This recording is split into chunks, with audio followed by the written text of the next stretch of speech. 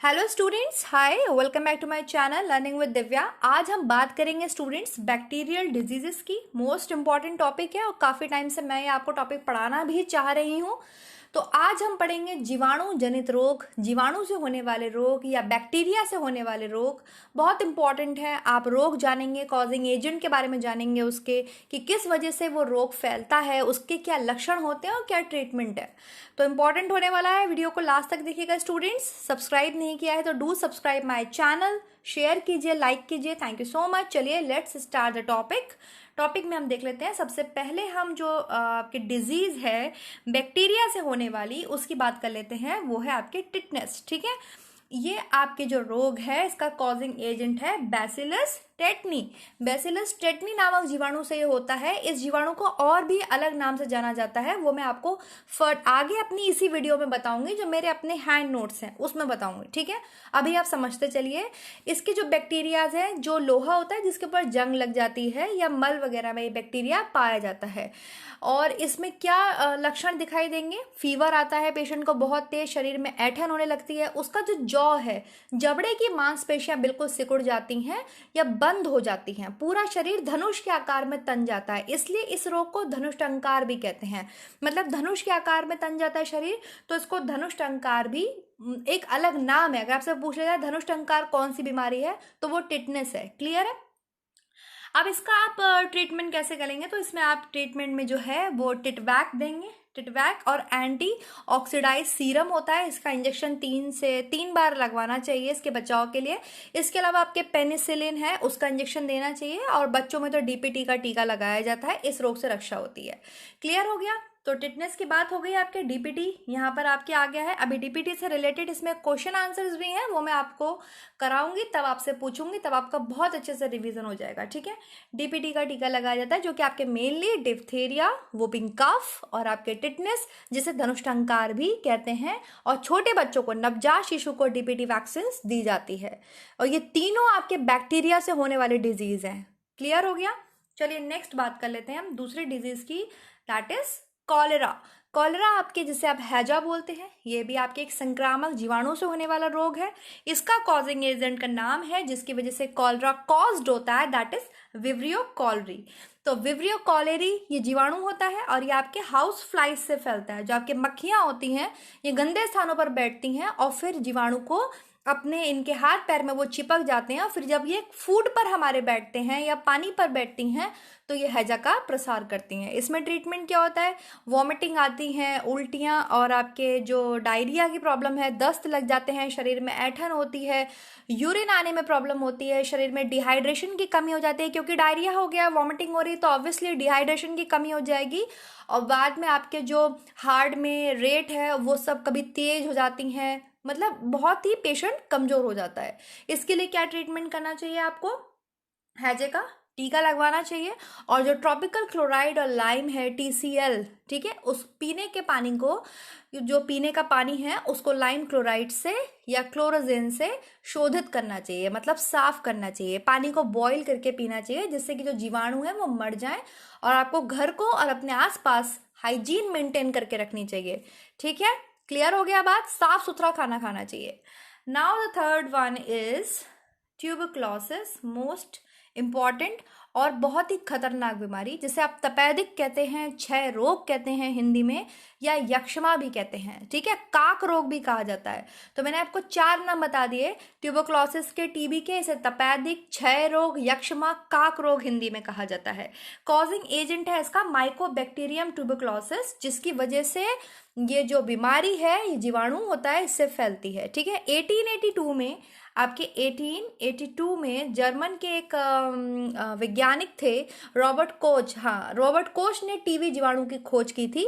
और ये जो है आपके मतलब आस में कांटेक्ट करने से भी ये जो जीवाणु है ये प्रसारित होता है। ठीक है, या आप आसपास कहीं थूक रहे हैं और आप बीमार हैं तो भी ये जो है बीमारी प्रसारित होती है। इसमें क्या होता है? पेशेंट को खांसी होती है। और टीबी कई तरीके की होती है स्टूडेंट्स। लंग्स में टीबी होती है, बोन्स में टीबी होती है, स्किन्स में टीबी होती है। वो तो फिर जितना हार्ड बैक्टीरिया होता है और जिस जगह जाके वो चिपक जाता है बॉडी के जिस भी पार्ट्स में, वहाँ टीबी कॉज होती है। आजकल बहुत टाइप की टीबी देखने को मिलती है। ठीक है, इसमें खांसी आती है, ब्लड हाँ ब्लड भी आ जाता है खांसी में, और बुखार बना ही रहता है पेशेंट को बुखार बना ही रहता है, उसका जो बॉडी टेम्परेचर है वो बढ़ा हुआ ही रहता है, भूख नहीं लगती, पेशेंट का वजन बहुत कम होने लगता है, थकावट है, कमजोरी है, लेरेंजाइटिस है आपके, और फिस्टुला इन ऑनो मतलब अलग अलग लक्षण हैं, अलग अलग लक्षण दिखाई देते हैं पेशेंट्स में।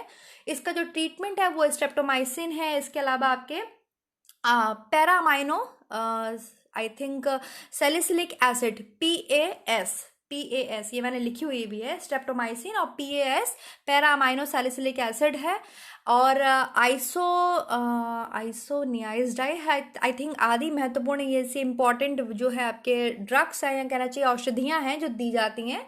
स्ट्रेप्टोमाइसिन का इंजेक्शन दिया जाता है, और बाकी दवाएं मुंह से भी दी जाती हैं, बहुत दवाएं दी जाती हैं इसमें, ठीक है। पेशेंट को आराम करना चाहिए, और बच्चों में इसके बचाव के लिए BCG की वैक्सीन लगाई जाती है, जिसको क्या कहते हैं, बैसिलस कॉमेट ग्यूरिन। BCG का फुल फॉर्म क्या हो गया आपके, बैसिलस कॉमेट ग्यूरिन, ठीक है। तो BCG वैक्सीन जो है शिशु को तुरंत, जन्म के तुरंत बाद बच्चे को ये जो आपकी वैक्सीन है ये दे दी जाती है TB से बचाने के लिए। क्लियर हो गया स्टूडेंट्स।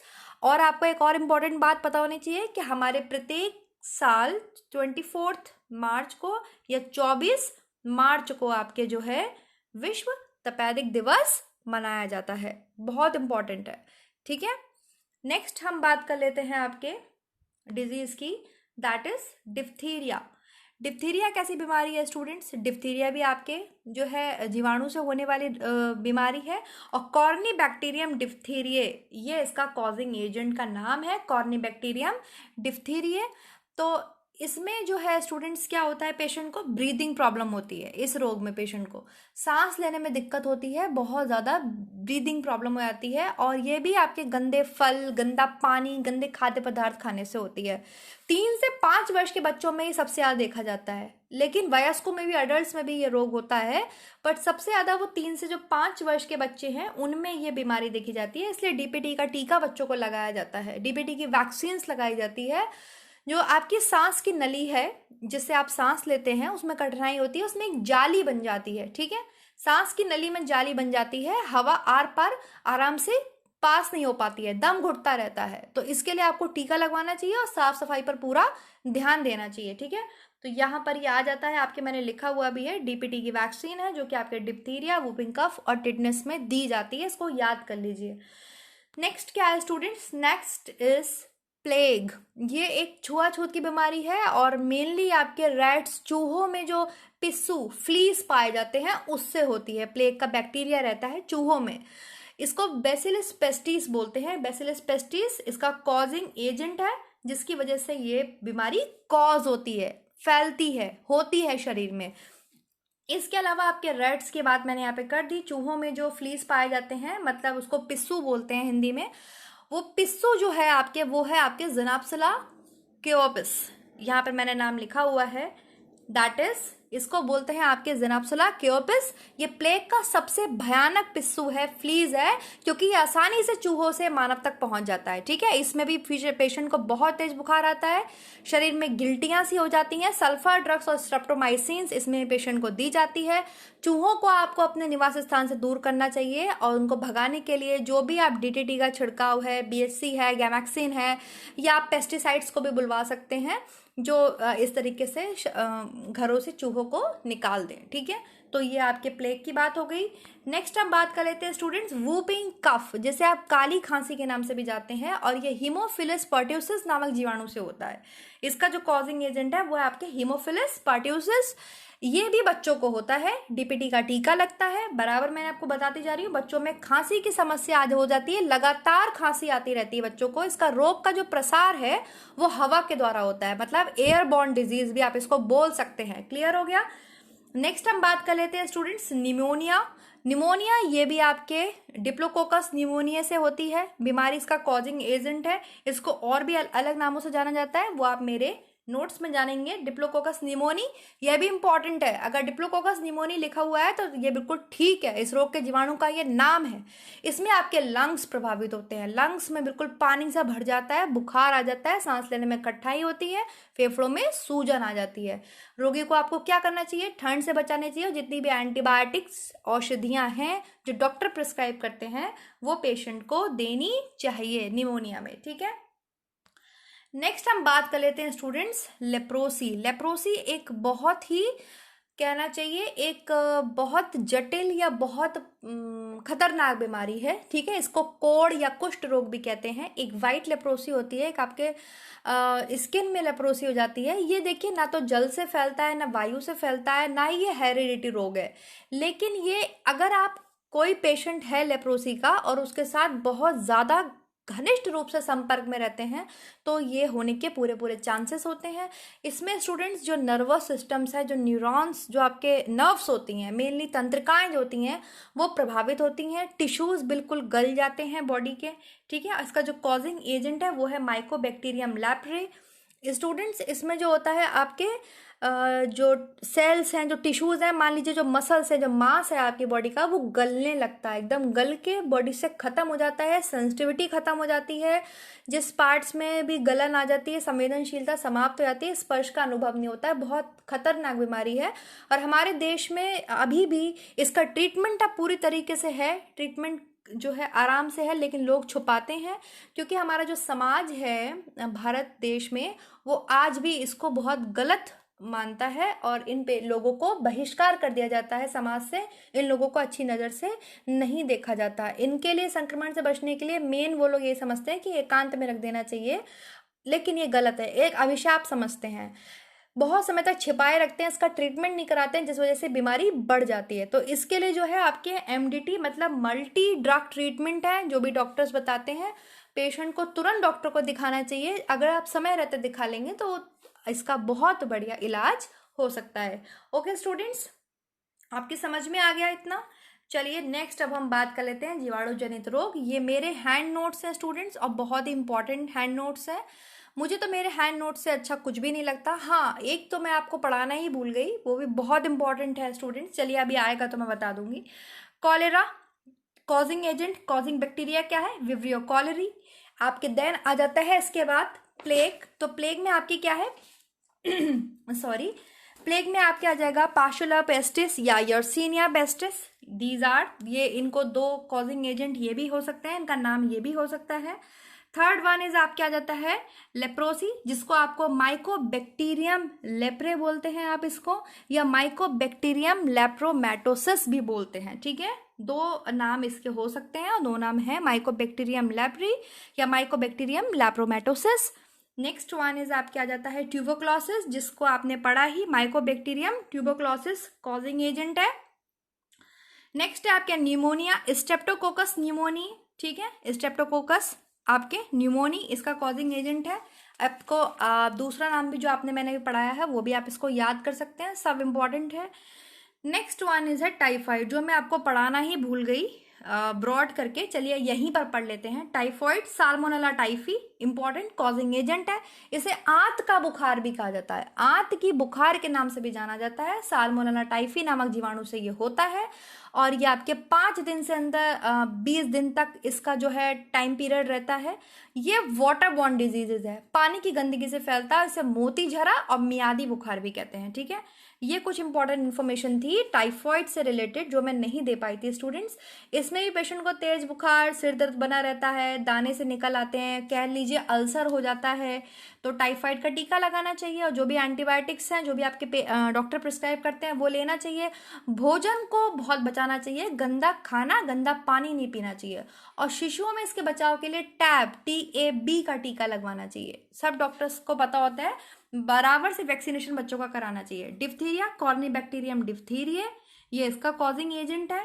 नेक्स्ट देख लीजिए आप gonorrhoea, Nigeria gonorrhoeae, Nigeria gonorrhoeae sorry, या निसेरिया गोनोरी भी बोल सकते हैं आप इसको, ये इसका कॉजिंग एजेंट है।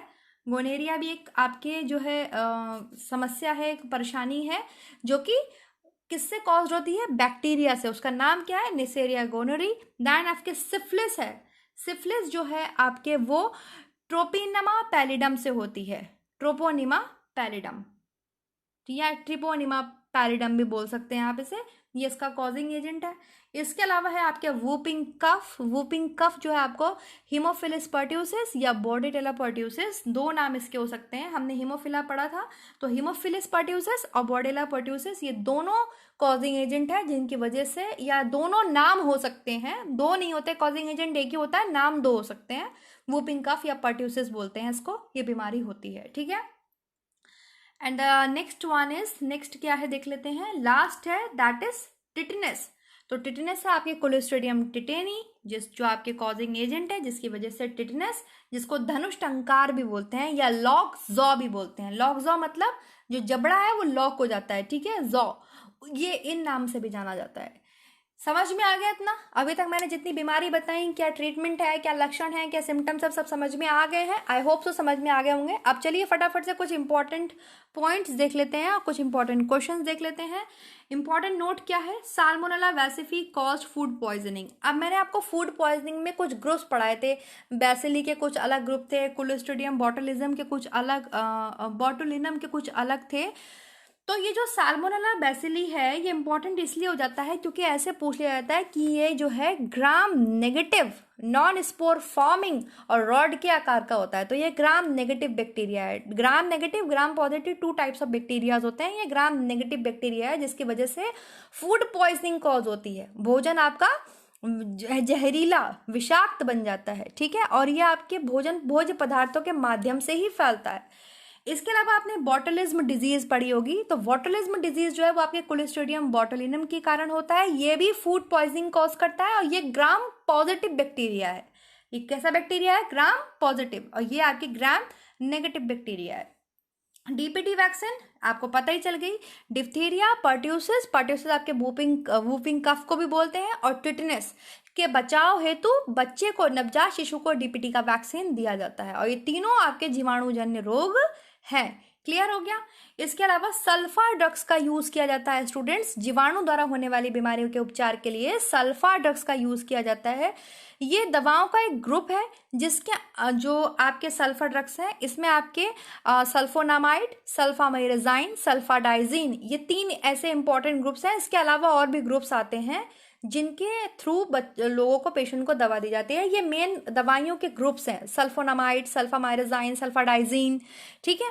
तो ये दवाइयां हैं जो पेशेंट को सल्फर ड्रग्स दी जाती हैं। इसके अलावा ब्रॉड स्पेक्ट्रम एंटीबायोटिक्स भी दी जाती हैं। ब्रॉड स्पेक्ट्रम एंटीबायोटिक्स भी पेशेंट को दी जाती हैं, जो कि आपके जीवाणु जनित जो रोग हैं उनके लिए प्रभावी होती हैं। क्लियर हो गया?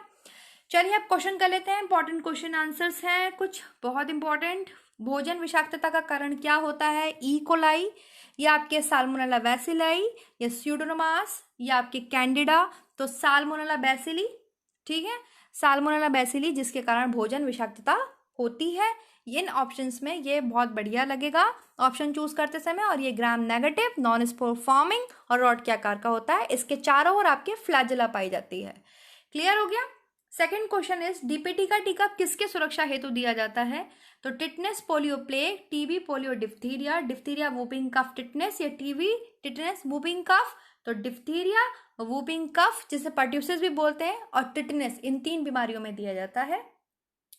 Now the next one is, next question क्या है, सल्फर ड्रग्स किसके लिए कारगर है? तो सल्फर ड्रग्स आपके जीवाणु से होने वाली जो बीमारियां होती हैं, बैक्टीरिया से होने वाली बीमारियां होती हैं, उसमें सल्फर ड्रग्स का यूज किया जाता है। सल्फर ड्रग्स एक ग्रुप है, इसके अंतर्गत बहुत सारी दवाएं, बहुत सारे ग्रुप्स आते हैं, जैसे मैंने आपको बताया, सल्फोनामाइड, सल्फामेरेजाइन, सल्फाडाइजीन, ठीक है।